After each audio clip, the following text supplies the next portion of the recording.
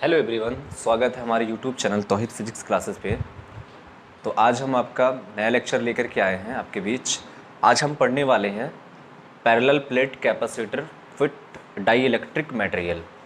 इससे पहले हमने लेक्चर में पढ़ा था पैरेलल प्लेट कैपेसिटर जब उसके बीच प्लेटों के बीच वायु भरा हो या फिर निर्वात हो, तो वहाँ पे हमने उसकी धारिता ज्ञात की थी। वहाँ पे धारिता आया था C बराबर एप्सिलॉन नॉट A/D। तो आज हम पढ़ेंगे पैरेलल प्लेट कैपेसिटर में जब कोई डाइइलेक्ट्रिक मटेरियल डाल दिया जाता है तब उसकी धारिता में क्या प्रभाव पड़ेगा, क्या उसकी धारिता बदल जाएगी, अगर बदल जाएगी तो कितना बदल जाएगा, उसके बारे में पढ़ेंगे। अच्छा, अगर उसी डाइइलेक्ट्रिक को हम पार्शियली डालें, यानी कि मतलब आंशिक रूप से डालें, पूर्ण रूप से नहीं, दोनों प्लेटों के बीच में टोटल नहीं डालें, पूर्ण रूप से नहीं डालें, हल्के मात्रा में अगर हम डाइइलेक्ट्रिक को डालेंगे तब उसकी धारिता में क्या प्रभाव होगा, उसके बारे में पढ़ेंगे। और सबसे पहले हम ये जानेंगे कि डाइइलेक्ट्रिक होता क्या है, डाइइलेक्ट्रिक किस पदार्थ को कहते हैं, डाइइलेक्ट्रिक पदार्थ कैसा होता है, उसके बारे में समझेंगे। चलिए, तो हम स्टार्ट करते हैं आज का लेक्चर। और स्टार्ट करने से पहले हम माहौल बनाते हैं क्वेश्चन से, है ना, ताकि आपका माइंड एक्टिवेट हो जाए। जो पहले हमने पढ़ा था कैपेसिटर वाले चैप्टर में, हमने जो भी पढ़ा है फार्मूला, उसी में से एक क्वेश्चन लेते हैं और सभी लोग को ईमानदारी से इस क्वेश्चन को सोल्व करना है, एकदम ईमानदारी से, बेईमानी से नहीं, है ना, अपने आप में ईमानदार रहना चाहिए सबको। तो हम एक क्वेश्चन ले रहे हैं, सब लोग इस क्वेश्चन को बना करके दिखाइए। क्वेश्चन बहुत ही सिंपल क्वेश्चन है, आपसे बन जाएगा, एकदम गारंटी है कि आपसे बन जाएगा। तो क्वेश्चन है कि एक संधारित्र को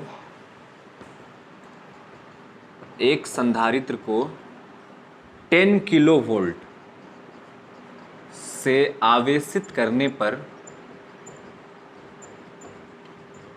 एक संधारित्र को 10 किलो वोल्ट से आवेशित करने पर संधारित्र में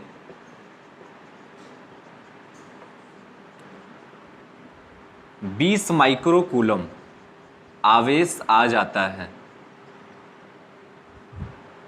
20 माइक्रो कूलम आवेश आ जाता है, ठीक है। तब संधारित्र की धारिता ज्ञात करें। बड़ा ही सिंपल क्वेश्चन है, बहु वाला क्वेश्चन है ना, तो बस ऐसे ही आपके माइंड एक्टिवेट करने के लिए डालें, तब संधारित्र की धारिता बताएं। और यहाँ से पता भी चल जाएगा कि आप कितना पढ़ रहे हो। तो सब लोग को कमेंट करना है आंसर, फटाफट कमेंट करना है। चलिए, क्वेश्चन को सॉल्व कीजिए। 10 सेकंड का टाइम दे रहे हैं आपको, है ना, 10 सेकंड का टाइम हम दे रहे हैं, लेकिन आप अपने पास में वीडियो पॉज करके 1 मिनट, 1.5 मिनट, 2 मिनट टाइम लेकर के आप बना सकते हैं, है ना। जल्दी से सॉल्यूशन नहीं देख लेना है, बनाना है अपने से। चलिए, तो इसका सॉल्यूशन देखते हैं। उम्मीद करते हैं कि आपसे बन गया होगा। आप लोग आंसर कमेंट नहीं करते हो यार, देखो कमेंट नहीं करोगे ना तो हमको अच्छा रिस्पॉन्स नहीं मिल पाता, पता नहीं चल पाता कि हम अच्छा से पढ़ा रहे हैं या नहीं पढ़ा रहे हैं, है ना। अगर हम अच्छा से नहीं पढ़ा रहे, उम्मीद करते हैं कि क्लास वाली फीलिंग तो नहीं आ रही होगी, बट हम कोशिश हमेशा करते हैं कि हम बेस्ट दें, अपना बेस्ट दें, है ना। लेकिन अगर आप कमेंट करोगे ना तो एक रिफ्लेक्शन मिलेगा। जैसे कोई सिंगर अगर स्टेज पे शो कर रहा है, गाना गा रहा है, तो उसके सामने भी रिटर्निंग के लिए ना लाउड स्पीकर लगा होता है, ताकि वो अच्छा से गा सके। अगर वो लाउड स्पीकर नहीं रहेगा वहाँ पे ना, तो वो सही से परफॉर्मेंस नहीं कर सकता है, क्योंकि उसको पता ही नहीं चलेगा कि वो क्या गा रहा, नहीं गा रहा है ना, सही से गा भी रहा, नहीं भी गा रहा। तो इसीलिए जो भी इंसान हो, अगर वो कोई वर्क कर रहा, कोई काम कर रहा, तो रिस्पॉन्सिबिलिटी जो है ना उसका बेस्ट लाता है, उसके अंदर से बेस्ट लेके आता है। तो अगर आप रिस्पॉन्स अच्छे से करोगे ना, तब हम अपने अंदर से और बेस्ट को खींच करके लेके आएंगे। फिलहाल हमारी कोशिश पूरी रहती है कि हम बेस्ट करें। अगर कहीं पे दिक्कत होता है तो, है ना, उसके लिए माफ़ी चाहते हैं। तो चलिए सॉल्यूशन देखते हैं। बहुत ही सिंपल क्वेश्चन है। क्या बोला गया कि धारिता ज्ञात करें, तो पहले हम क्या करेंगे, डेटा लिख लेंगे। संधारित्र को कितना वोल्ट से आवेशित किए हैं, 10 किलो वोल्ट से। V is equal to 10 kilo volt. 10 kilo volt है, तो पहले हम किलो को चेंज करेंगे। तो किलो को जब हटाएंगे तो कितना से गुना करेंगे, 10 टू द पावर 3 से। बहुत अच्छा, किलो का मतलब 10 टू द पावर 3। अच्छा, आवेश कितना आ गया संधारित्र में, 20 माइक्रो कूलम। आवेश कितना आ गया, 20 माइक्रो कूलम। माइक्रो को हटाएंगे, कितना से गुना करेंगे, 10 पे पावर -6 से। बहुत अच्छी बात है, 10 पे पावर -6 से। चलिए, तो आवेश भी मिल गया और वोल्टेज भी पता है, तो धारिता निकाल लेंगे। धारिता बराबर फॉर्मूला Q/V। Q का वैल्यू 20 × 10 पे पावर -6, V का वैल्यू 10 × 10 पे पावर 3। 10 दूना 20, बच गया ऊपर में 2 गुने 10 पे पावर -6। अच्छा नीचे है +3, जब ये ऊपर जाएगा तो क्या हो जाएगा -3। बहुत अच्छा, नीचे से ऊपर जाएगा तो पावर क्या होता है, घट जाता है। तो -6 और -3 क्या हो जाएगा, -9, क्योंकि गुना में पावर क्या होता है, जुटता है ना, और दोनों माइनस में है तो -6 और प्लस -3 क्या हो जाएगा, -9 हो जाएगा। तो इतना फैराड आंसर आया। अच्छा देखो -9 है, -9 को हम क्या लिख सकते हैं, जल्दी बताओ, -9 को क्या लिख सकते हैं, नैनो। -9 को क्या लिख सकते हैं, नैनो। तो हम इसको 2 नैनो फैराड भी कह सकते हैं। तो अब इसको नोट डाउन कर लो जिसका नहीं बना था, है ना, जो पूरा का पूरा आश्रित है। चलिए तो आज का हेडिंग लगाएंगे हम लोग parallel plate capacitor, parallel plate capacitor with dielectric material.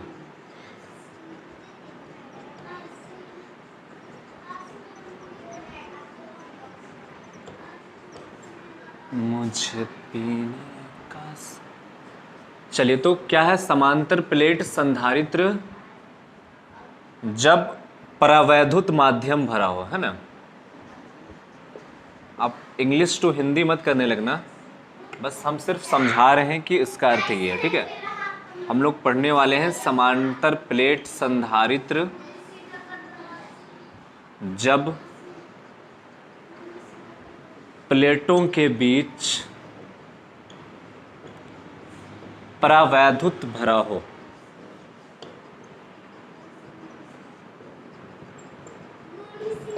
अब ये परावैद्युत आंशिक रूप से भी हो सकता है और पूर्ण रूप से भी हो सकता है। तो सबसे पहले तो हम समझेंगे कि परावैद्युत है क्या, है ना, डाई इलेक्ट्रिक किसको कहते हैं। उससे पहले हम ये समझेंगे कि जब किसी चालक को, ये सब जो भी बात हम बता रहे हैं वो इससे रिलेटेड है, बट यहाँ पे आपको ऐड नहीं करना है, इसको आप अलग से ऐड करोगे।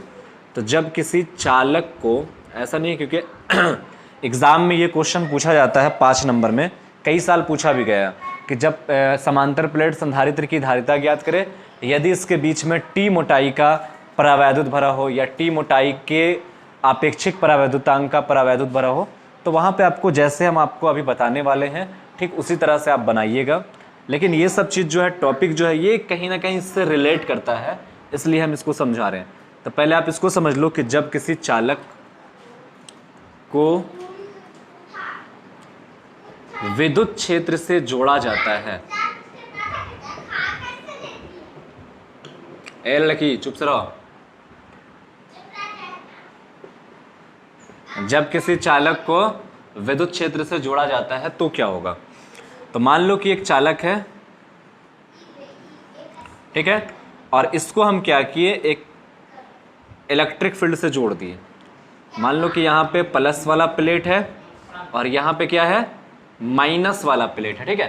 तो प्लस और माइनस जब लगा दिए इस कंडक्टर के बीच में, तो इस कंडक्टर के बीच में एक इलेक्ट्रिक फील्ड प्रोड्यूस हो गया, है ना, दोनों के बीच में इलेक्ट्रिक फील्ड अप्लाई हुआ। और इस इलेक्ट्रिक फील्ड को हम नाम दिए, इस इलेक्ट्रिक फील्ड का नाम दिए हम E1। क्या नाम दिए हम, E1, या फिर EE इसको कह सकते हैं, क्योंकि ये E एक्सटर्नल है। क्या है ये, E एक्सटर्नल। तो जैसे हम देखो, एकदम ध्यान से समझना कि जैसे हम कंडक्टर को इलेक्ट्रिक फील्ड से जोड़ते हैं, तो कंडक्टर में, किसी भी चालक में कई सारे मुक्त इलेक्ट्रॉन होते हैं, लाखों करोड़ों अरबों की मात्रा में इसमें मुक्त इलेक्ट्रॉन होते हैं। तो जैसे ही हम विद्युत क्षेत्र से जोड़ते हैं ना, तो इस चालक के अंदर जो मुक्त इलेक्ट्रॉन है, फ्री इलेक्ट्रॉन है, वो सब के सब फ्री इलेक्ट्रॉन पे विद्युत क्षेत्र के कारण फोर्स लगना शुरू हो जाता है। तो इसमें जो भी इलेक्ट्रॉन था, सब इलेक्ट्रॉन पे ये वाला प्लस चार्ज फोर्स लगाता है, जिसके कारण सबके सब इलेक्ट्रॉन उठ करके यहाँ आ जाते हैं। सबके सब इलेक्ट्रॉन कहाँ आ जाते हैं, सरफेस पे आ जाते हैं, चालक के सरफेस पे, यानी इस एंड पे आ जाता है, इस किनारे पे आ जाता है। और यहाँ पे क्या बचता है, केवल प्लस चार्ज। यहाँ पे प्लस चार्ज बचा और यहाँ पे सब के सब इलेक्ट्रॉन आ गया। यानी कि प्लस चार्ज बचने का मतलब है कि माइनस चार्ज प्लस को अट्रैक्ट कर लिया और प्लस चार्ज माइनस को अट्रैक्ट कर लिया। तो इस चालक के अंदर जितने भी इलेक्ट्रॉन थे, सब के सब का क्या होते हैं, इलेक्ट्रॉन मूव करके इस सिरे के बीच में, इस सिरे की तरफ चले आते हैं। और यहाँ पे क्या बचता है, सिर्फ प्लस। यानी कि ये समझ लो कि यहाँ का इलेक्ट्रॉन हट गया तो यहाँ पे प्लस चार्ज बच गया।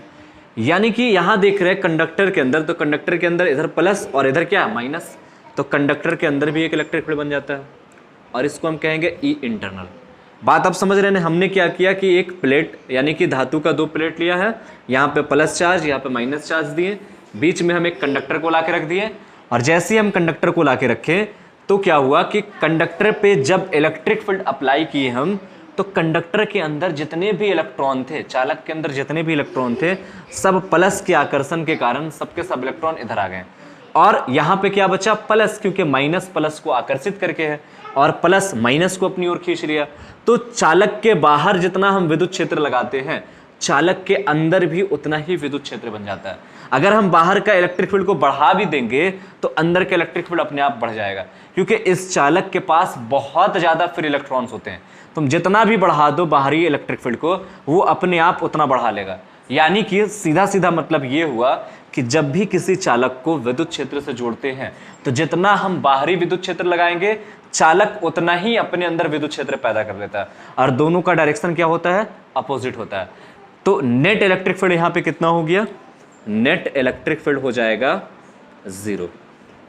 नेट इलेक्ट्रिक फील्ड हो गया 0।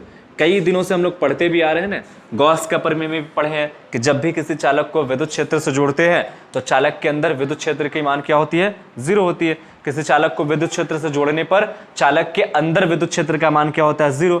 कैसे 0 हो रहा है, क्योंकि माइनस चार्ज सब आकर के यहाँ पे एक्यूमुलेट हो गया, यहाँ पे आके जम जाता है, प्लस चार्ज यहाँ पे आके जम जाता है, बीच में एक इंटरनल इलेक्ट्रिक फील्ड बन गया जिसकी डायरेक्शन बाहरी इलेक्ट्रिक फील्ड के डायरेक्शन से अपोजिट होती है और दोनों के डायरेक्शन अपोजिट होने के कारण वो एक दूसरे को कैंसिल कर देते हैं। मैग्नीट्यूड में तो इक्वल, लेकिन डायरेक्शन में क्या होता है, अपोजिट होता है।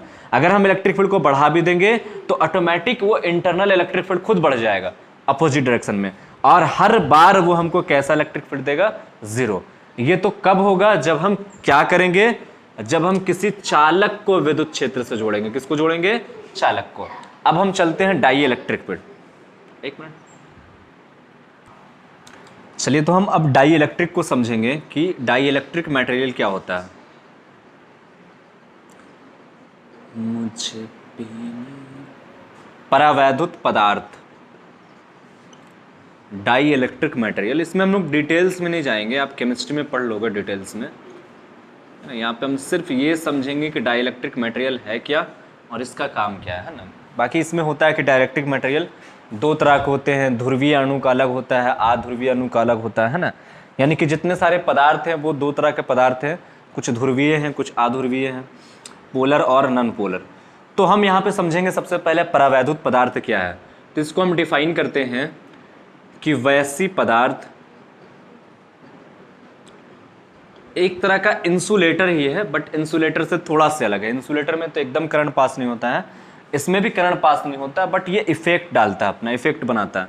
तो वैसी पदार्थ जो अपने में से, एकदम देहाती भाषा में लिखो, वैसी पदार्थ जो अपने में से विद्युत धारा प्रवाहित होने ना देता हो,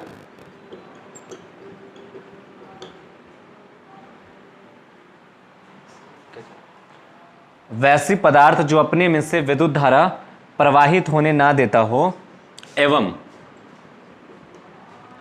सॉरी एवं नहीं, परंतु, एवं मजा नहीं आ रहा है ना, परंतु विद्युत धारा, परंतु विद्युत क्षेत्र का, सॉरी, परंतु विद्युत क्षेत्र का प्रभाव रखता हो या प्रभाव डालता हो, उसे हम कहते हैं परावैद्युत पदार्थ। अभी हम लोग समझ रहे हैं, घबराना नहीं है।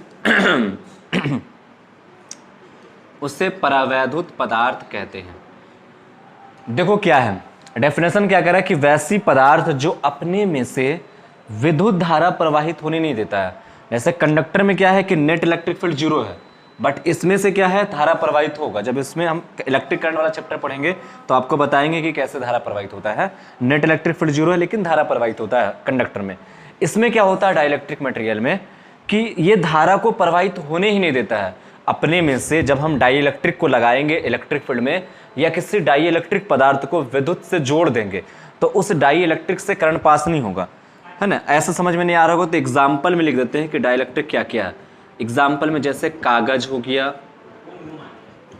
अभ्रक हो गया, है ना, माइका हो गया, ये सब क्या है, डाई इलेक्ट्रिक में आता है। हवा भी कह सकते हैं। तो जो पदार्थ अपने में से विद्युत धारा का प्रवाहित होने नहीं देता है लेकिन विद्युत क्षेत्र का प्रभाव रखता हो।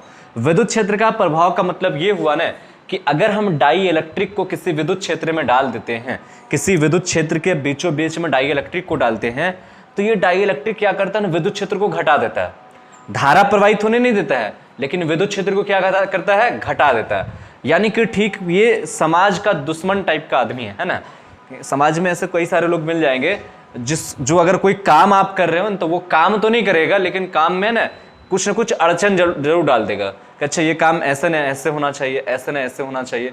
तो उस टाइप के लोग को हम क्या कहते हैं, डाई इलेक्ट्रिक कहते हैं। अगर आपके भी आसपास में ऐसे कोई इंसान है, आप कोई अच्छा काम कर रहे हो और इस काम का जरूरत सबको है, उसको भी है ना, जो समाज में उस टाइप के आदमी है, लेकिन वो आदमी आकर के क्या बोलेगा, अच्छा ये काम ऐसे कर रहा, ऐसे ने ऐसे करना चाहिए था, यहाँ पे तुम खराब कर दिया, है ना, यहाँ पे गड्ढा करना चाहिए था, यहाँ पूछा करना चाहिए था। इस तरह का आदमी है।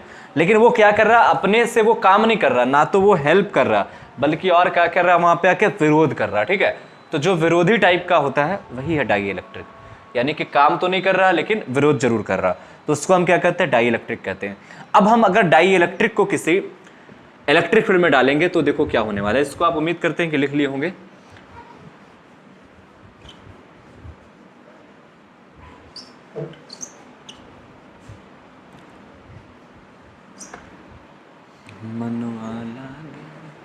चलो मान लो कि ये इलेक्ट्रिक फील्ड है और इसमें हम क्या किए, कोई डाई इलेक्ट्रिक मटेरियल को लाके रख दिए है। मान लो कि डाई इलेक्ट्रिक मटेरियल को लाके रख दिए, ये है आपका डाई इलेक्ट्रिक मटेरियल। इसमें एक बात ये होती है ना डाई इलेक्ट्रिक मटेरियल में कि इस पदार्थ में मुक्त इलेक्ट्रॉन की संख्या बहुत कम होती है ना। मुक्त इलेक्ट्रॉन की संख्या नगण्य होती है, मतलब जीरो के बराबर होती है, नगण्य होती है। तो जब हम कोई डाई इलेक्ट्रिक मटेरियल को ला करके रखते हैं ना, डाई इलेक्ट्रिक मटेरियल को ला के रखते हैं, तो जो मुक्त इलेक्ट्रॉन, कम मात्रा में जो मुक्त इलेक्ट्रॉन है ना, वो मूव कर जाता है प्लस की तरफ, और प्लस वाला किधर मूव कर गया, माइनस की तरफ। हमने बाहरी इलेक्ट्रिक फील्ड EI लगाया था, EE, तो इस प्लेट के अंदर, डाई इलेक्ट्रिक के अंदर एक EI बन गया। जबकि ये दोनों बराबर नहीं होता है। बराबर कैसे होगा, इसमें तो मुक्त इलेक्ट्रॉन बहुत कम है तो बराबर हो ही नहीं सकता है। लेकिन ये इंटरनल एक इलेक्ट्रिक फील्ड बनाता है, कम मात्रा में ही बनाता है लेकिन बनाता है। तो अब यहां पे जो नेट इलेक्ट्रिक फील्ड है, तो नेट इलेक्ट्रिक फील्ड अगर हम देखें E बराबर, तो बड़ा वाला हो गया EE माइनस EI।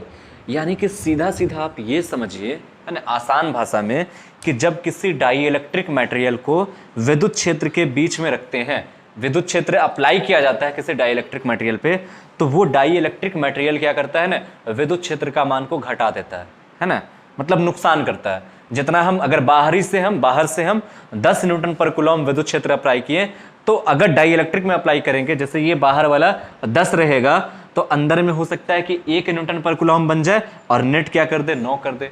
यानी जितना भी आप बाहर से अप्लाई करोगे विद्युत क्षेत्र किसी डाई इलेक्ट्रिक मटेरियल पे, तो डाई इलेक्ट्रिक मटेरियल क्या करेगा, विद्युत क्षेत्र का मान को घटा देगा। बस डाई इलेक्ट्रिक का यही काम है। डाई इलेक्ट्रिक का काम क्या है कि वो विद्युत क्षेत्र को आंशिक रूप से कम मात्रा में घटाता है, बहुत ज्यादा नहीं घटाता है। लेकिन चालक में क्या होता है कि जब हम चालक पे अप्लाई करेंगे विद्युत क्षेत्र को, तो वो क्या करेगा, पूरा का पूरा नेट इलेक्ट्रिक फील्ड जीरो कर देगा। लेकिन डाई इलेक्ट्रिक क्या करता है, जीरो नहीं करता है, कुछ मात्रा उसका कम कर देता है, विद्युत क्षेत्र की कुछ मात्रा को कम कर देती है। तो ये हो गया डाई इलेक्ट्रिक। अच्छा, डाई इलेक्ट्रिक कांस्टेंट क्या होता है, तो जिसको हम लोग इप्सिलॉन R कहते हैं ना, इसी को कहा जाता है dielectric constant. Dielectric constant, इसके बारे में हम लोग पढ़े भी हैं। डाई इलेक्ट्रिक कांस्टेंट किसके बराबर होता है, तो आंसर है कि ये epsilon M by epsilon not के बराबर होता है। यानी कि किसी माध्यम का परावैद्युतांक और निर्वात की परावैद्युतांक दोनों के रेशियो को हम क्या कहते हैं, डाई इलेक्ट्रिक कांस्टेंट कहते हैं। या फिर आप ऐसे भी समझ लो कि हवा में 2 आवेशों के बीच लगने वाला बल और किसी माध्यम में 2 आवेशों के बीच लगने वाला बल के अनुपात को, उस माध्यम का हम डाई इलेक्ट्रिक कॉन्स्टेंट कह सकते हैं, या फिर विद्युत क्षेत्र से ले लो, या फिर कैपेसिटर से ले लो, कहीं से भी ले लोगे एप्सिलॉन आर आ जाएगा। ये क्लियर है। अब एक और आता है dielectric strength. Dielectric आपको समझ में आ गया होगा, इलेक्ट्रिक फील्ड में रखने पे कैसा प्रभाव डालता है ये भी आपको समझ में आ गया होगा, है ना। अब हम आगे चलते हैं कि डाई इलेक्ट्रिक कॉन्स्टेंट क्या होता है। ये भी 2 नंबर में पूछा जाता है। ये तो हम देखेंगे डाई इलेक्ट्रिक कांस्टेंट। अभी तक हम लोग मेन जो मेरा टॉपिक है उस टॉपिक पे अभी तक नहीं आए हम लोग। डाई इलेक्ट्रिक स्ट्रेंथ, परावैद्युत शक्ति,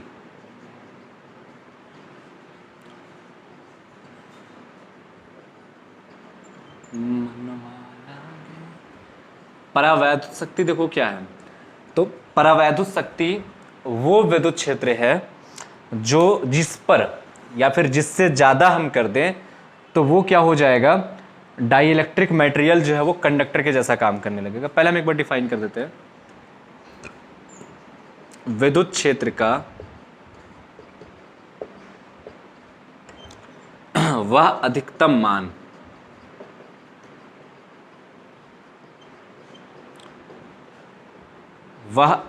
मान जिस पर परावैद्युत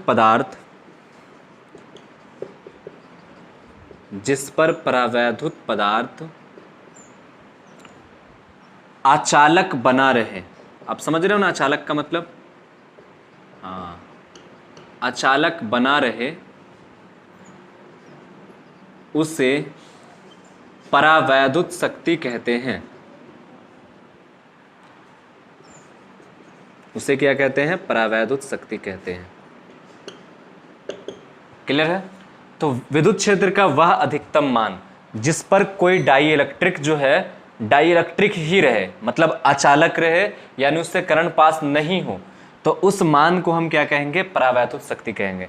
जैसे कि आप समझ लो एक फिगर से कि मान लो कि हम यहाँ पे एक विद्युत क्षेत्र अप्लाई करते हैं 100 वोल्ट पर मीटर। कितना अप्लाई किए हम? 100 वोल्ट पर मीटर।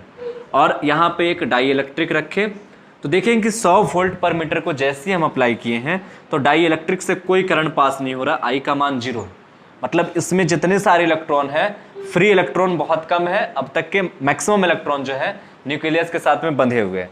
तो हम क्या किए कि इलेक्ट्रिक फील्ड का मान और बढ़ा दिए, 100 से हम कर दिए 101 वोल्ट पर मीटर। तो जैसे ही हम 100 से 101 किए तो देखिए डाई इलेक्ट्रिक में जितने सारे इलेक्ट्रॉन थे बंधे हुए, अब वो टूटने लगा, टूट फूट गया, है ना। तो जैसे टूट फूट गया है तो इससे करंट पास होना शुरू हो गया, I = नॉट 0। तो उस इलेक्ट्रिक फील्ड पे जिस पे वो आचालक बना रहे, जैसे 100 जब दिए थे तो इससे करंट पास हो रहा था? नहीं हो रहा था ना। तो जिस पे करंट पास नहीं होगा वो अधिकतम मान को हम क्या कहेंगे? Dielectric strength. तो हम कह सकते हैं इस मटेरियल का डाई इलेक्ट्रिक स्ट्रेंथ कितना होगा? 100 वोल्ट पर मीटर होगा, क्योंकि हमने 100 से जैसे ही आगे बढ़ा है तो इससे क्या हुआ? करंट पास होना शुरू हो गया। तो जिस पे नहीं पास होगा उसको हम क्या कहेंगे? Dielectric strength. और जैसे ही उससे आगे बढ़े और करंट पास होना शुरू हो जाए तो हम उसको क्या कहेंगे? उससे पहले वाले मान को क्या कहेंगे? हम डाई इलेक्ट्रिक स्ट्रेंथ कहेंगे। तो वह अधिकतम मान जिस पे अचालक बना रहे, जिससे थोड़ा से और आगे बढ़ जाएंगे तो करंट पास होना शुरू हो जाएगा, उस मान को हम क्या कहेंगे? परावैद्युत शक्ति। जैसे हवा, तो हवा का क्या हो जाता है? 3 × 10⁶ वोल्ट पर मीटर। अगर आप हवा में इससे ज्यादा इलेक्ट्रिक फील्ड पैदा कर दोगे ना तो आसपास का हवा आयोनाइज्ड हो जाएगा, चार्ज हो जाएगा, उसमें करंट फैलने लगेगा, है ना, झटका भी महसूस हो सकता है। तो अगर इतना तक के रहेगा तो ठीक है, लेकिन इससे ज्यादा अगर कर देंगे तो आसपास का हवा जो है कंडक्टर बन जाएगा, चालक बन जाएगा और उससे करंट पास होना शुरू हो जाएगा। यानी हवा की परावैद्युत शक्ति क्या है? 3 × 10⁶ है। अगर हम 3 × 10⁷ हवा में इलेक्ट्रिक फील्ड पैदा करेंगे ना तो वहां पे आसपास में क्या होगा? करंट पास होना शुरू हो जाएगा। तो आप समझ में आ रहा है ना कि वह अधिकतम मान जिस पे कोई भी पदार्थ अचालक बना रहे उसको हम क्या कहेंगे? परावैद्युत शक्ति कहेंगे। अब ये पूरा कंप्लीट हो गया है। अब हम लोग पैरेलल प्लेट कैपेसिटर में आते हैं। चलो, तो parallel plate capacitor with dielectric. तो हम एक कैपेसिटर बनाते हैं। सबसे पहले आपको हम बेसिक सिखाएंगे कि पैरेलल प्लेट कैपेसिटर में अगर डाई इलेक्ट्रिक मटेरियल डाल दे तो उसके कैपेसिटी कैसे निकालते हैं, है ना। आप अगर इस तरीके को समझ जाते हैं तो कभी भी कुछ भी कोई भी मटेरियल अगर बीच में डाला रहेगा तो आप आसानी से फाइंड कर लोगे। तो अच्छे तरीके से समझिएगा, सो के नहीं पढ़ना है ना। कई सारे लोगों के घर के आसपास शादी ब्याह का माहौल चल रहा है, अभी लगन तो है, तो नागिन डांस करने के चक्कर में मत रहना। जितना हो सके कोशिश कीजिए घर पे रहिए। रिश्तेदारी निभाने का भी कोई टाइम नहीं है ना। और जो रिश्तेदार नहीं समझे तो उसको गोली मार दो, मतलब बातों से, है ना। यानी कि वैसे रिश्तेदार से क्या फ़ायदा जो ऐसे स्थिति को नहीं समझ पा रहे हैं। हम ऐसा इसलिए क्यों कह रहे हैं कि एक लड़का है, स्टूडेंट ही मेरा, तो वो बोला कि सर 5-6 दिन अभी क्लास मत लीजिए। तो हम बोले क्यों बाबू? तो बोला सर शादी में जाना है। तो हम बोले अभी इतना पैनिक सिचुएशन चल रहा है, अभी 2 दिन पहले की बात है, शादी में जाके क्या करोगे, अभी इतना पैनिक सिचुएशन में क्यों बाहर निकल रहे हो? तो बोला नहीं सर जाना ज़रूरी है, नहीं जाएंगे तो फिर वो भी मेरे भैया के शादी में नहीं आएंगे, है ना। बोले देखो रिश्तेदारी निभाना है ना, मतलब क्या हो रहा है समझ ही में नहीं आ रहा। चलिए तो देखते हैं, छोड़ो सब बातों को। तो मान लो यहाँ पे एक प्लेट X है, प्लेट Y है, 2 प्लेट से हम संधारित्र बनाते हैं और सपोज इसके बीच में डाई इलेक्ट्रिक मटेरियल डाला हुआ है और यहाँ पे हम 2 डाई इलेक्ट्रिक मटेरियल डालते हैं जो कि पूरा कंप्लीटली है डाला हुआ है ना। 2 डाई इलेक्ट्रिक मटेरियल, यहाँ से यहाँ तक का डिस्टेंस हम D1 ले लेते हैं और यहाँ से यहाँ तक का डिस्टेंस को हम D2 मान लेते हैं ना। D1 जो है ये वाला पोर्शन में D1 भरा हुआ है, ये वाला पोर्शन में D2 भरा हुआ है। हो सकता है कि ये वाला पोर्शन में कागज डाल दिए होंगे, ये वाला पोर्शन में माइका डाल दिए होंगे, या ये वाला पोर्शन में रबर डाल दिए हैं, ये वाला पोर्शन में माइका डाल दिए हैं, है ना, या अभ्रक डाल दिए हैं। तो ये 2 तरह से पूरा फुल किया हुआ। मान लेते हैं कि यहाँ पे जो है इस तरह का मटेरियल है और यहाँ पे जो है वो इस तरह का मटेरियल है। दोनों का जो डाई इलेक्ट्रिक कांस्टेंट है, डाई इलेक्ट्रिक कांस्टेंट यानी कि एप्सिलॉन आर का जो वैल्यू है वो एप्सिलॉन आर का वैल्यू, इसका एप्सिलॉन आर E1 है और इसका एप्सिलॉन आर E2 है। यानी पहला माध्यम की आपेक्षिक विद्युतशीलता कितना है, एप्सिलॉन 1, और दूसरा माध्यम का कितना है, एप्सिलॉन 2 है ना। अब जब हम प्लेटों के बीच में 2 तरह का माध्यम भर दिए हैं तब इसकी धारिता पे क्या प्रभाव पड़ेगा उसको समझेंगे। तो सबसे पहले तो हम कुछ लैंग्वेज लिख देते हैं, है ना, ये तो परंपरा चलते आ रहा है सदियों से। तो माना 2 चालक प्लेट X तथा Y है, इन प्लेटों के बीच ε1 तथा ε2 माध्यम वाले परावैद्युत पदार्थ को डाला गया, तब संधारित्र की धारिता ज्ञात करनी है। एक बार इसको जब आप समझ रहे होंगे ना तो पिछला जो आपको पढ़ाया गया पैरेलल प्लेट कैपेसिटर उसको जरूर पढ़ लीजिएगा। संधारित्र की धारिता ज्ञात करनी है। चलिए बहुत अच्छा। तो हम लोगों को क्या करना है, प्लेटों के बीच की धारिता ज्ञात करनी है। तो देखो धारिता निकालने के लिए C निकालने के लिए हमारे पास क्या होना चाहिए, फॉर्मूला Q होना चाहिए और V होना चाहिए। सपोज मान लो कि इस पे जो चार्ज दिया हुआ है वो सिग्मा है, sigma is equal to Q by A, इस पे है माइनस सिग्मा, इसका भी वैल्यू है sigma is equal to Q by A. प्लेटों का एरिया A है। क्लियर है यहाँ तक के? चलो बहुत अच्छा। तो हम आवेश कितना दिए हैं इस पे, आवेश का पृष्ठ घनत्व कितना, सिग्मा, आवेश दिए हैं Q, एरिया है इसका A। तो हम लोगों को धारिता निकालने के लिए क्या चाहिए बाबू, C निकालने के लिए Q चाहिए और V चाहिए। तो Q तो दिख रहा है सबको लेकिन V नहीं दिख रहा कि दोनों प्लेटों के बीच में पोटेंशियल डिफरेंस कितना है। सबसे पहले हम लोग को क्या निकालना पड़ेगा, पोटेंशियल डिफरेंस निकालना पड़ेगा।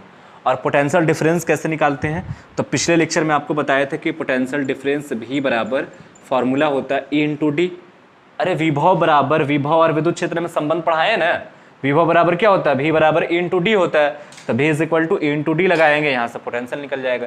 यानी V निकालने के लिए पहले हमको क्या निकालना पड़ेगा, विद्युत क्षेत्र। समझ रहे हैं कितना काम करना पड़ेगा, तब जाकर के धारिता निकलेगा ना। तो भी निकालने के लिए पहले क्या निकालना पड़ेगा, ई। तो पहले हम ई निकालेंगे, उसके बाद फिर भी निकालेंगे, उसके बाद सी निकालेंगे ना, ई फिर भी फिर सी, ऐसा कुछ बताए भी थे हम लोग, ई फिर भी फिर सी। तो पहले हमको ई निकालना है।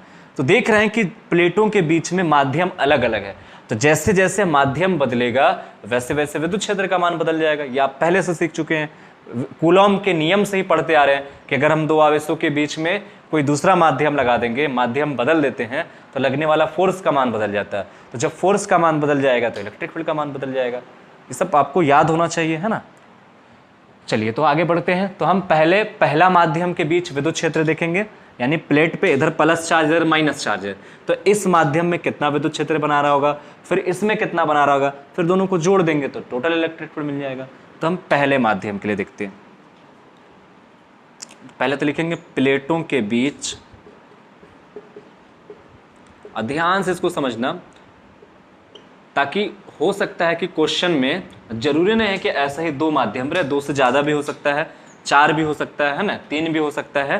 तो तरीका आप समझो। तो सबसे पहला स्टेप क्या है कि प्लेटों के बीच विद्युत क्षेत्र निकालना है। क्या निकालना है? विद्युत क्षेत्र की तीव्रता ज्ञात करनी है।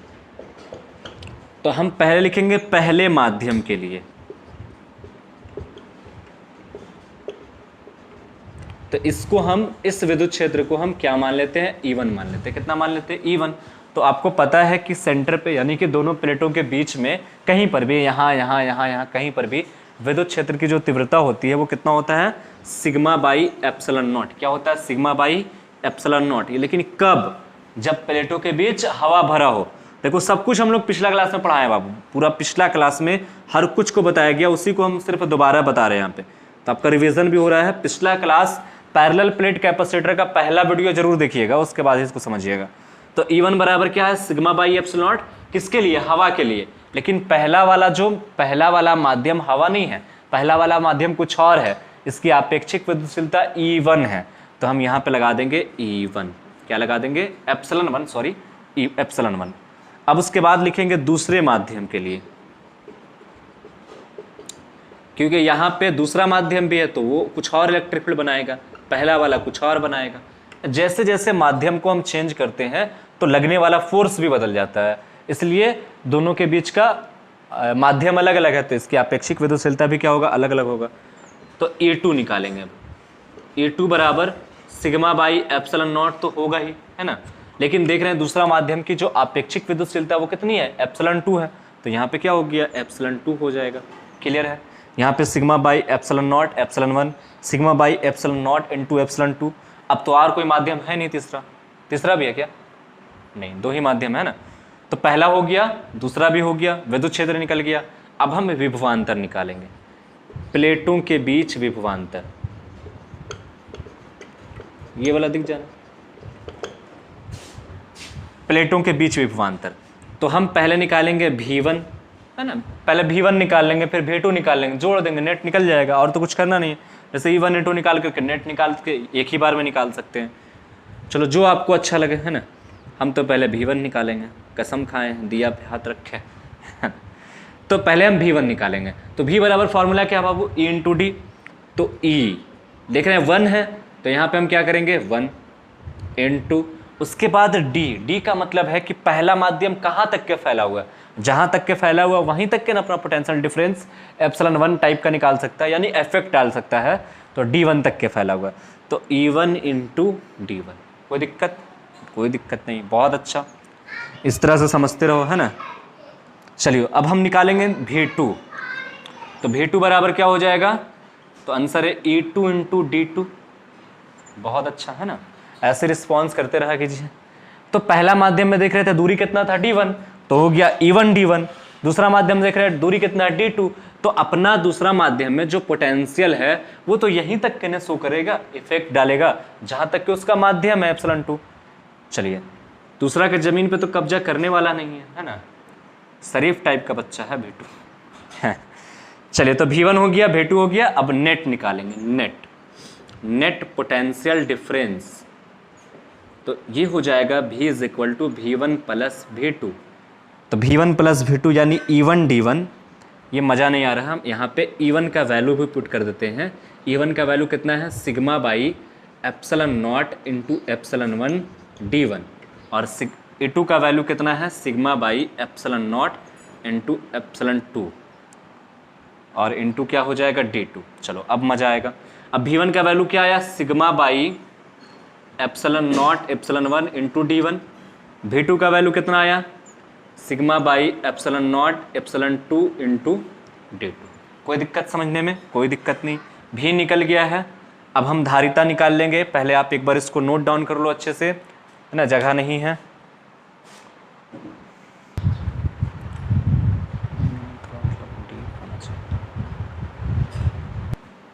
चलिए तो अब हम भी निकल गए, अब धारिता निकाल लेंगे, है ना। तो चूंकि C बराबर क्या हो जाएगा Q अपॉन V, है ना। C बराबर Q, सपोज मान लो कि सिग्मा बराबर जो है, अभी तो Q ही रखते थे, यहाँ पे आवेश कितना दिए Q आवेश, Q बटा V कितना आया बाबू sigma by epsilon naught into epsilon 1 d1 plus sigma by epsilon naught epsilon 2 into d2।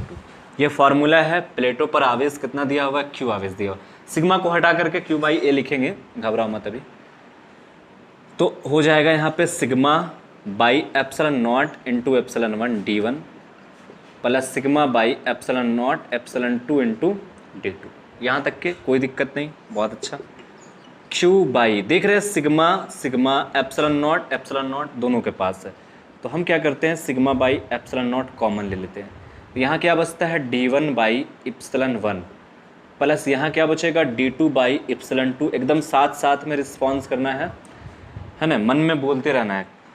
अब ये आ गया रिजल्ट। C बराबर क्या आया Q by sigma by epsilon naught into d1 by epsilon 1 plus d2 by epsilon 2। अब आगे बढ़ते हैं C बराबर, तो देख रहे हैं Q तो ऊपर में वैसी है, लेकिन सिग्मा, तो सिग्मा का वैल्यू क्या आता है सिग्मा बराबर Q बाई A होता है। सिग्मा बराबर क्या होता है Q बाई A, है ना, पृष्ठीय आवेश घनत्व। तो हम यहाँ पे एक लाइन ऐड कर देते हैं, चूंकि सिग्मा बराबर, है ना, वर्षों से जान रहे हैं हम Q बाई A होता है, तो हम Q बाई A रख देंगे यहाँ पे। तो Q वैसी है, सिग्मा की जगह पे Q बाई A रखेंगे, एप्सिलॉन नॉट जैसे था वैसी हो जाएगा, d1 by epsilon 1 plus d2 by epsilon 2। यहाँ तक समझने में कोई दिक्कत? कोई दिक्कत नहीं। Q ने Q को मार दिया, A इंटू एप्सिलॉन नॉट कहाँ जाएगा, ऊपर चला जाएगा, तो C बराबर हो जाएगा epsilon naught into A by d1 by epsilon 1 plus d2 by epsilon 2। ये आपका रिजल्ट हो गया। यानी कि जब प्लेटों के बीच में हम परावैद्युत पदार्थ डाल देंगे तो दो धारिता आएगी C बराबर epsilon naught into A by d1 by E1 plus d2 by E2। पहले वाला में क्या हो रहा था, जब प्लेटों के बीच में केवल वायु था तो क्या उसका रिजल्ट आया था, तो एक बार देख लो उसका रिजल्ट क्या आया था। जब हवा था, है ना, जब सिर्फ हवा था, हवा भरा हो, तो C बराबर क्या आया था epsilon naught into A by D। जब पूर्ण रूप से एक ही माध्यम भरा था तो epsilon naught into epsilon R A by D। लेकिन जब दो माध्यम आ गया तो देखो रिजल्ट क्या हुआ, d1 by E1 plus d2 by E2। ये आपका रिजल्ट आया। अब यहाँ से एक चीज़ आपको हम समझा देते हैं, ताकि ये चीज़ अगर आप समझ जाओगे तो कोई भी रहे, कोई भी बीच में माध्यम आ जाए, आप आसानी से फाइंड कर सकते हो। बस मतलब 10 सेकंड में आप बता दोगे कि उसके बीच की धारिता क्या होगा, है ना।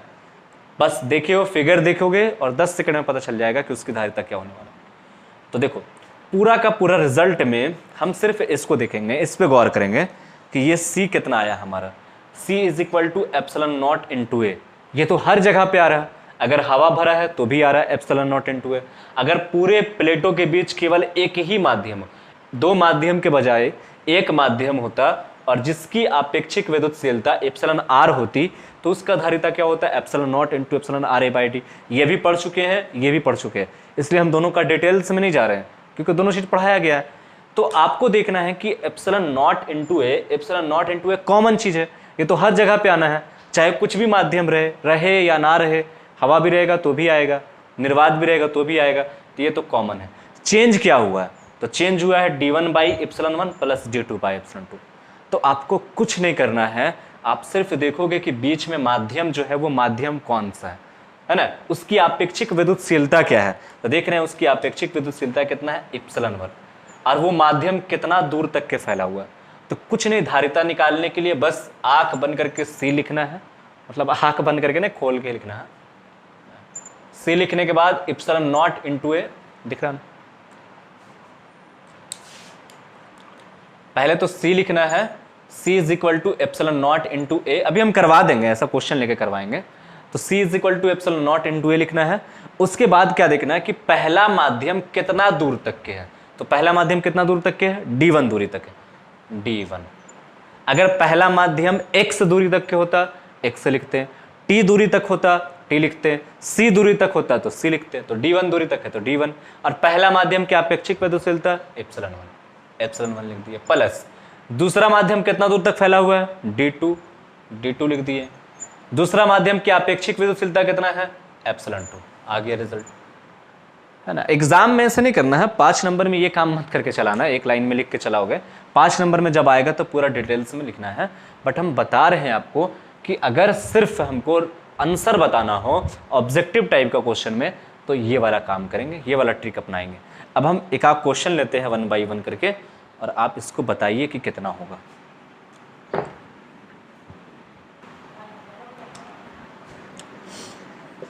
चलो तो हम सिंपली क्वेश्चन लेते हैं, मंडी टाइप का सवाल है, सबको बताना है आंसर।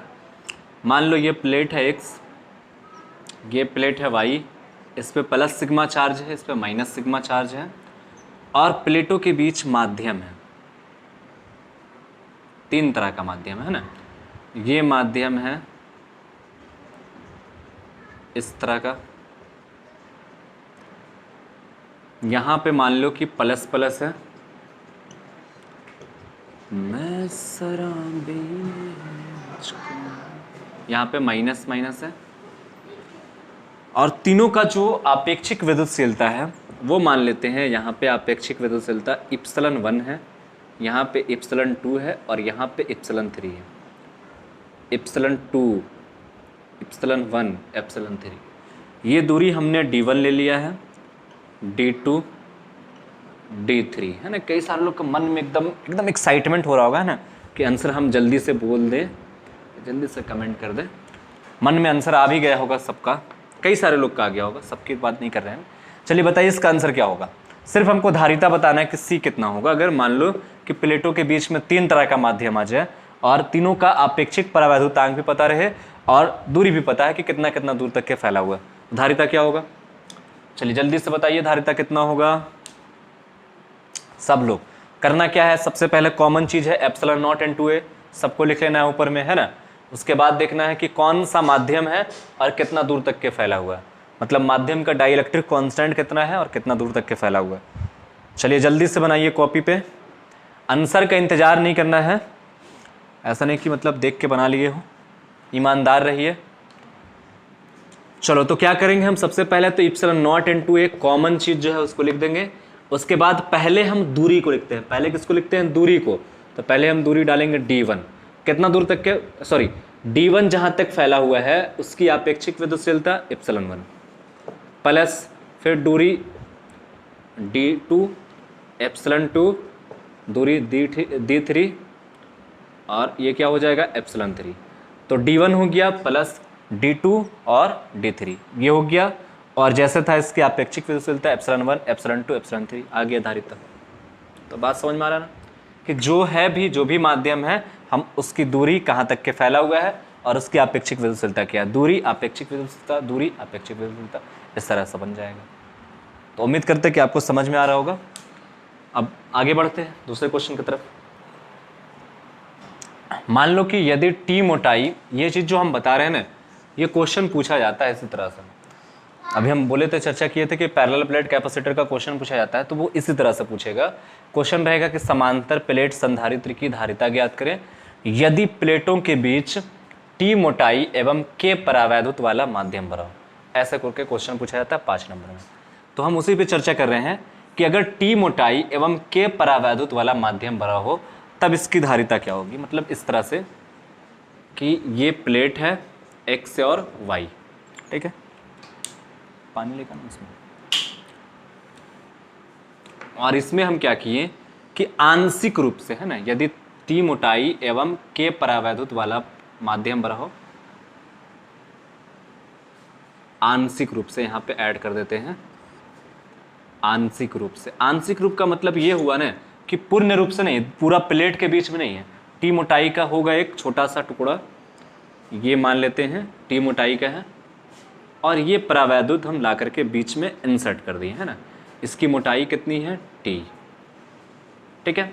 और इसकी जो परावैद्युतांक है, डाइइलेक्ट्रिक कांस्टेंट है, वो कितना है, के। अब हमसे पूछा गया कि इसकी धारिता बताओ क्या होगा। और सपोज मान लो कि दोनों प्लेटों के बीच की दूरी है डी, ठीक है, और उसके बीच में ला करके हम रख दिए टी, यहाँ पे प्लस सिग्मा डाला हुआ है, यहाँ पे है ना प्रेरण के कारण माइनस सिग्मा गया। अब हमसे धारिता पूछा गया कि धारिता बताइए कितना होगा। तो हम लोग को पता है कि धारिता निकालने के लिए हम क्या करते हैं बाबू, एक तो आप आंसर बता सकते हो डायरेक्टली चेक करके, तो हम आंसर पहले बताते हैं कि कितना आएगा। अगर आपसे आ जा रहा आंसर तो आप अच्छी बात है ना, और नहीं आ रहा है तो आप देख लीजिए।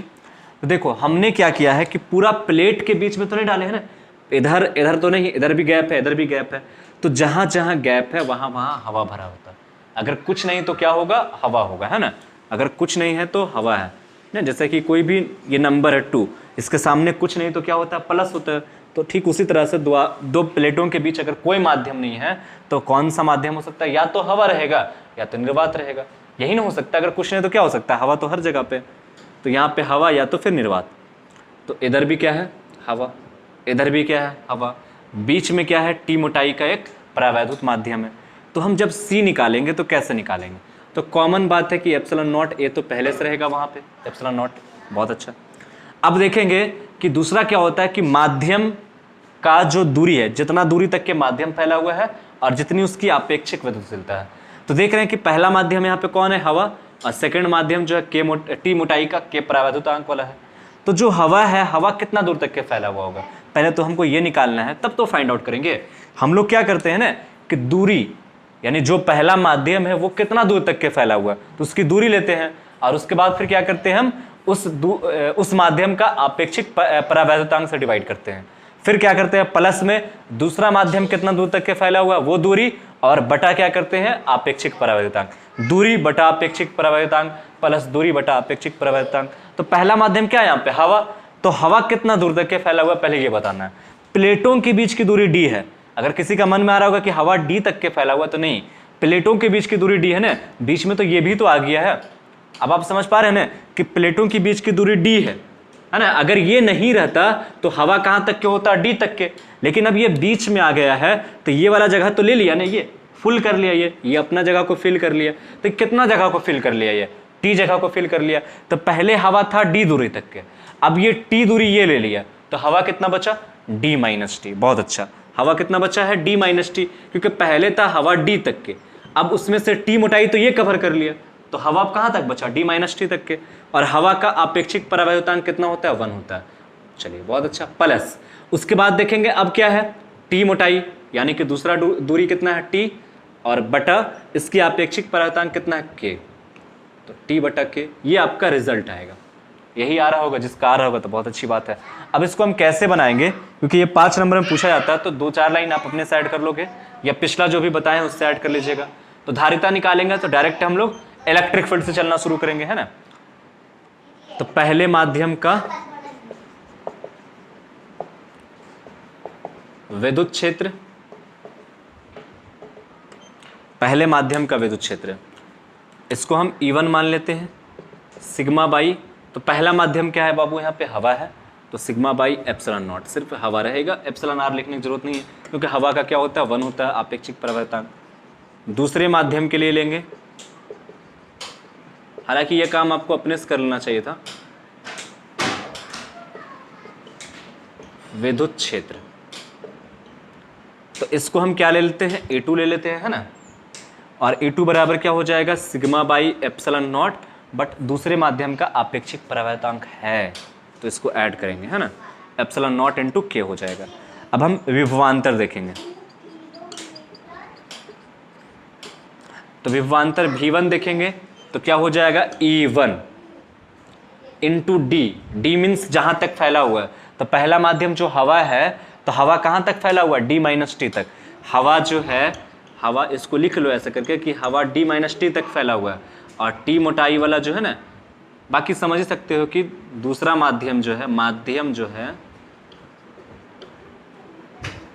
परावैद्युत माध्यम जो है, परावैद्युत पहले बाद में माध्यम, परावैद्युत माध्यम जो है वो टी मोटाई तक फैला हुआ, ठीक है।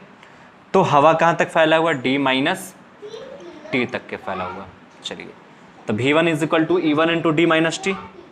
E1 का वैल्यू कितना आया, sigma by epsilon naught into D minus T. चलिए, अब हम देखेंगे V2 की बात करें तो हो जाएगा क्या, A2 इंटू, अब V2 कहाँ तक फैला हुआ बाबू, V2 कहाँ तक फैला हुआ जल्दी बताओ, T तक के फैला हुआ है ना। तो A2 इंटू टी, E2 का वैल्यू कितना है, सिग्मा बाई एप्सिलॉन नॉट के इंटू टी। चलिए, V1 भी निकल गया, V2 भी निकल गया, C निकाल लेंगे, C is equal to Q by V, Q तो Q रहेगा, V के जगह पे क्या लिखेंगे, V1 प्लस V2, V के जगह पे क्या लिखेंगे, V1 प्लस V2। V1 का वैल्यू कितना आया, sigma by epsilon naught into D minus T, plus V2 का वैल्यू कितना आया, सिग्मा बाई एप्सिलॉन नॉट के इंटू टी। ये V2 का वैल्यू आ गया, ये V1 का वैल्यू आ गया, पुट कर देते हैं यहाँ पे, sigma by epsilon naught into D minus T, plus V2 का वैल्यू कितना आया, सिग्मा बाई एप्सिलॉन नॉट के, ये वाला पार्ट इधर है, sigma by epsilon naught into के इंटू टी। कोई दिक्कत नहीं, बाकी जैसे किए थे हम लोग, सिग्मा कॉमन ले लेंगे, सिग्मा कॉमन ले लिए, एप्सिलॉन नॉट भी कॉमन ले लिए, यहाँ बच गया डी माइनस टी, यहाँ बच गया टी बटा के, ये टी है प्लस में, ऐड मत कर देना। चलिए, सिग्मा बराबर क्या हो जाएगा, चूंकि सिग्मा बराबर होता है क्यू बाई ए, तो सी बराबर हो जाएगा, कहाँ लिख दें, यहाँ लिख देते हैं ना। तो C इज इक्वल टू क्या हो जाएगा, Q अपॉन, सिग्मा के जगह पे क्या लिखेंगे, Q by A into epsilon not D minus T plus T by के, ये भी T है, ठीक है।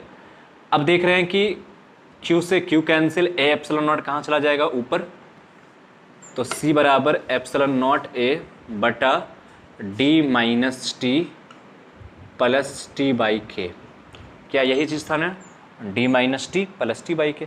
तो आप जनरली चेक कर सकते हो कि आपका आंसर सही आ रहा है कि नहीं आ रहा, इतना प्रोसेस किए बिना भी आप आंसर फाइंड कर सकते हैं, है ना। लेकिन आपको वो काम नहीं करना है जब 5 नंबर में पूछा जाए। यहाँ से चाहो तो टी टी है, मिल रहा, कॉमन भी ले सकते हैं, सी बराबर epsilon naught into A by D को वैसे छोड़ दो, माइनस टी कॉमन ले लो, तो यहाँ बच जाएगा 1, और यहाँ प्लस माइनस माइनस, और यहाँ बच जाएगा 1 बटा के। टी को कॉमन लिए हैं तो यहाँ पे टी तो कॉमन ले लिए तो 1 बचा, यहाँ पे प्लस टी था तो -1 बच गया। ये आपका धारिता का फॉर्मूला आ गया जब आंशिक रूप से भरा हो। तो उम्मीद करते हैं कि यहाँ तक कि आपको पूरा अच्छे तरीके से समझ में आ रहा होगा, है ना। आप नोट डाउन कर लीजिए और कमेंट कीजिएगा, अगर अच्छा लगे तो वीडियो को लाइक शेयर भी ज़रूर कीजिए। नोट डाउन कर लो इसको।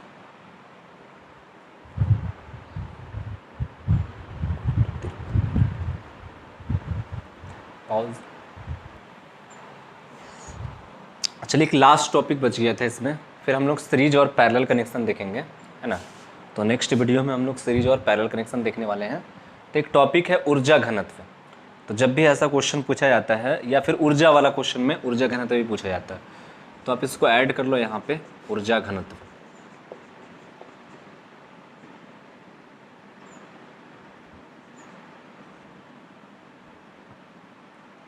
ऊर्जा घनत्व, एनर्जी डेंसिटी,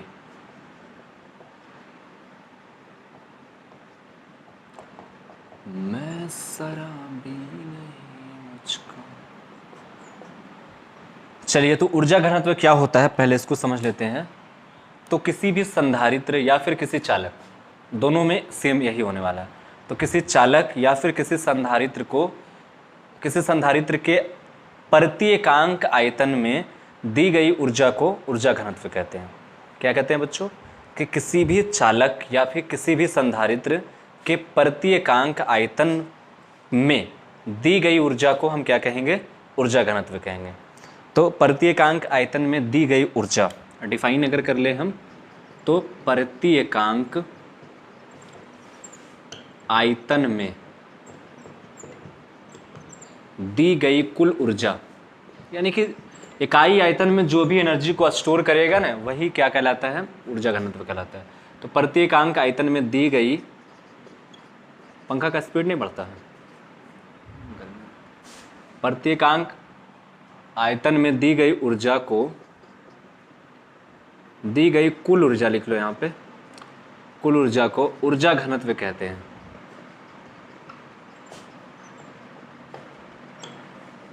यानी और ऊर्जा घनत्व को हम स्मॉल यू से लिखते हैं। किससे लिखते हैं? स्मॉल यू से। ऊर्जा को किससे लिखते हैं? पोटेंशियल एनर्जी को किससे लिखते हैं? कैपिटल यू से।